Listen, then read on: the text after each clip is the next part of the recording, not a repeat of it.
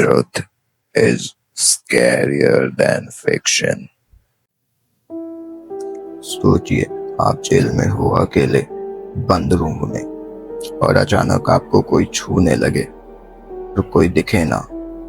आप चिल्लाते हो मगर आवाज का असर किसी पर नहीं होता। आपके शरीर पे दांत के निशान पड़ते जाते हैं लेकिन कोई नहीं होता वहां काटने वाला। ये कहानी है एक जवान लड़की की जो 1953 में जेल गई थी एक छोटी सी गलती के लिए। और जेल में हुआ उसके साथ एशिया का सबसे डरावना पोजीशन केस। क्लैरिटा विलियानोवा सिर्फ 17 साल की थी। फिलीपींस के मनीला शहर की एक अनाथ लड़की। उसकी माँ एक मंगकुकुलम थी, यानी वो फिलिपिनो ब्लैक मैजिक प्रैक्टिस करती थी। क्लैरिटा ने अपनी माँ को जादूगरनी के रूप में देखा था और उनके मरने के बाद क्लैरिटा अकेली रह गई। जीने के लिए क्लैरिटा ने प्रोस्टिट्यूशन चूज किया। उससे पुलिस ने अरेस्ट किया और मनीला सिटी जेल में डाल दिया गया। लेकिन जेल उसके लिए एक सजा का घर नहीं बल्कि नर्क का दरवाजा बन गया।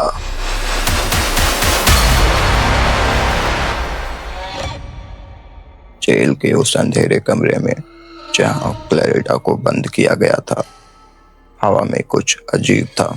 ना कोई रोशनी, ना कोई आवाज, सिर्फ सन्नाटा। और उस सन्नाटे के बीच एक अजीब ठंडक थी, जैसे कोई आत्मा वहां छुपी हो। रात के करीब 2 बजे गार्ड ने सुना एक खरोचने जैसी आवाज, जैसे किसी के नाखून दीवार पे घिस रहे हो। फिर एक ही सेकंड में वो आवाज एक खून जमा देने वाली चीख में बदल गई। क्लैरिटा चिल्ला रही थी, वो आ गया है, मुझे देख रहा है, वो मेरे साथ है। गार्ड भाग के गया और देखा क्लैरिटा अपने सेल के कोने में चिपकी हुई थी, आंखों में सिर्फ सफेदपन, जैसे उसकी आंखों की पुतलियां गायब हो गई हो। वो अपनी बॉडी को झटक रही थी, जैसे कोई उसके अंदर घुस गया हो। जब गार्ड ने उससे पकड़ने की कोशिश की तो क्लैरिटा ने उसके तरफ देखा और एक आवाज में बोला जो किसी 17 साल की लड़की की नहीं हो सकती थी, छोड़ मुझे, तू मुझे रोक नहीं सकता, मैं अंदर हूँ। उस आवाज में डर था और कुछ और भी, जैसे वो आत्मा झूठ नहीं बोल रही थी। उसके गले पे और हाथों पे नए दांत के निशान थे। जेल के खाली सेल में कौन काट रहा था उसे, और बाइट मार्क्स एकदम फ्रेश थे। जेल के डॉक्टर ने देखा और कहा, मैं ये एक्सप्लेन नहीं कर सकता, किसी इंसान का दांत नहीं लगता ये। अगली सुबह उसके कमरे के चारों तरफ स्क्रैचेस मिले। बेडशीट फटी हुई थी, जैसे किसी ने उसे खींच कर उठाया हो। जब उससे बात करने की कोशिश की गई, क्लैरिटा ने आंखें खोली और आंखों से आंसू नहीं, खून जैसा लाल पानी बह रहा था। उसने धीरे से कहा, उसने मुझे काट दिया, उसने मुझे अंदर ले लिया। मैं क्लैरिटा नहीं हूँ। वो बोल रही थी लेकिन उसकी आवाज उसकी नहीं थी। और फिर उसने कुछ कहा जो सबके होश उड़ा गया। मैं उसके अंदर हूँ और अब तुम सबके पास आऊंगा। क्लैरिटा ने कहा, 2 आत्माएं हैं, एक बड़ी सी इंसान जैसी, उसका पूरा बदन बालों से भरा है। दूसरा एक सुंदर सा चेहरा, लेकिन बड़ा सा मूंछ वाला है। वो आत्माएं उससे काट रही थी, उसकी नींद में घुस रही थी और कई बार उसके शरीर का कंट्रोल ले लेती थी। सबसे हैरानी की बात, क्लैरिटा सिर्फ टैगालोग बोलती थी, जो कि फिलीपींस के लुजोन में बोले जाने वाली एक लोकल लैंग्वेज है। पर तब उसकी आवाज बहुत भारी और डीप इंग्लिश में होती थी। जेल के लोग डर गए। डॉक्टर्स को बुलाया गया। उन्होंने डिक्लेयर किया, ये कोई मेडिकल केस नहीं है। क्लैरिटा अब एक केस नहीं थी, वो एक युद्ध बन गई थी। जेल के डॉक्टर हाथ उठा चुके थे। गार्ड्स ने मना कर दिया था उसके पास जाना। और तब एक नया इंसान उस अंधेरे में कदम रखता है। पेस्टर लेस्टर सुमरल अमेरिका से आए थे और वो जानते थे कि ये मिशन एक आत्मा का युद्ध बनने वाला था। जब पेस्टर ने क्लैरिटा को पहली बार देखा तो उसकी रूह कांप गई।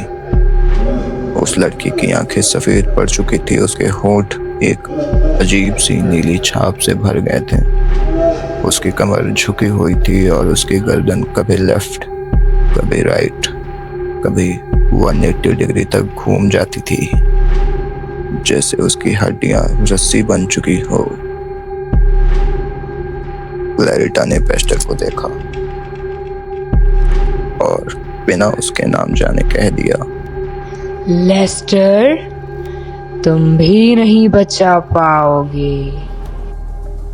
पेस्टर हैरान, क्योंकि क्लैरिटा ने उसका नाम कभी नहीं सुना था। पर उस शैतानी आवाज ने उसे बुलाया, जैसे वो आत्मा उसे पहले से जानती थी। एग्जॉर्सिज्म का पहला दिन। पेस्टर ने बाइबल उठाई और क्लैरिटा के सामने खड़ा हो गया। In the name of Jesus Christ, I command you, leave her body. पर क्लैरिटा छाती पीट कर चिल्लाई। उसने हवा में उछलकर अपने पैर जमीन से अलग कर दिए। वो लिटरली हवा में लटक रही थी।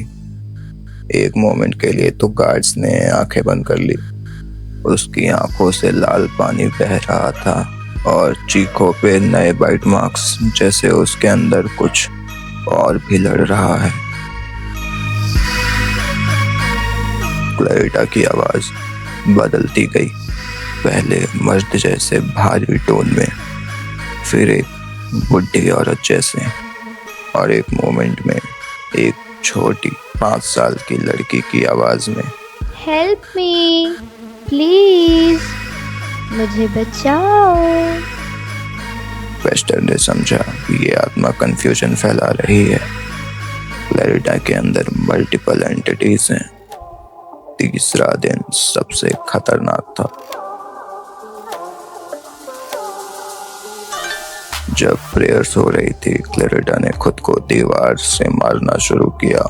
उसके हाथ ट्विस्ट हो गए उल्टा, हड्डी क्रैक होने की आवाज आई, लेकिन उसके चेहरे पर कोई दर्द नहीं था।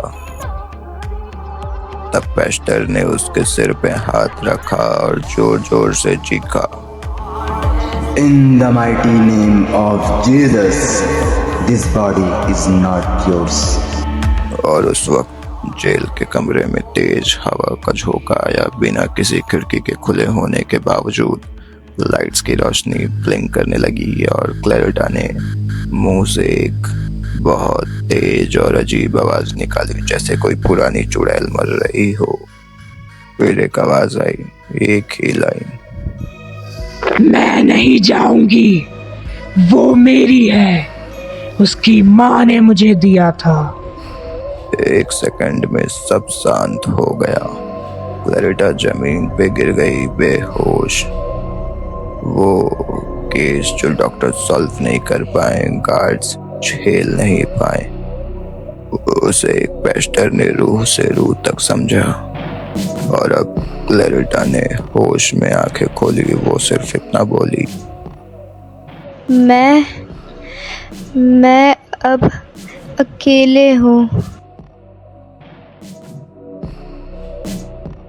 क्लैरिटा को कुछ दिनों बाद जेल से छोड़ दिया गया।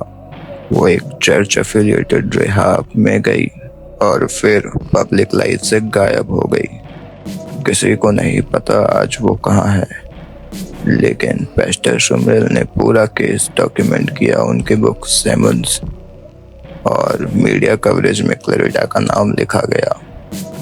फोटोज, विटनेस, डॉक्टर्स सब कंफर्म करते हैं बाइट मार्क्स रियल थे और क्लैरिटा उन जगहों पे काटी गई थी जहां इंसान खुद नहीं पहुंच सकता।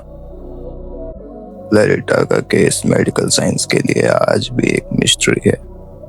क्या वो साइकोलॉजिकल ट्रॉमा था? क्या किसी ने उस पर ब्लैक मैजिक किया, या क्या सच में उसकी माँ? जेल स्टाफ ने लिखा, मैं 22 साल से ड्यूटी पर हूँ लेकिन ऐसा मामला कभी नहीं देखा। डॉक्टर्स ने कहा, ये लॉजिक से परे है। पेस्टर ने कहा, मैंने एक भूत से नहीं 2 शैतानों से लड़ाई की है। दोस्तों, क्लैरिटा का केस एक वार्निंग है। कई बार हमें लगता है सब कुछ साइंस से एक्सप्लेन हो सकता है, लेकिन कुछ चीजें ऐसी होती हैं जो हमें अंधेरे का एहसास करवाती हैं। आपका क्या मानना है? क्या क्लैरिटा झूठ बोल रही थी, या क्या उसने 2 अदृश्य शक्तियों का सामना किया जो इस दुनिया के नियम नहीं मानते? कमेंट करके बताएं, और अगर आपको ऐसे रियल लाइफ हॉरर स्टोरीज पसंद हैं तो लाइक करें, सब्सक्राइब करें और अगली कहानी के लिए तैयार हो जाएं।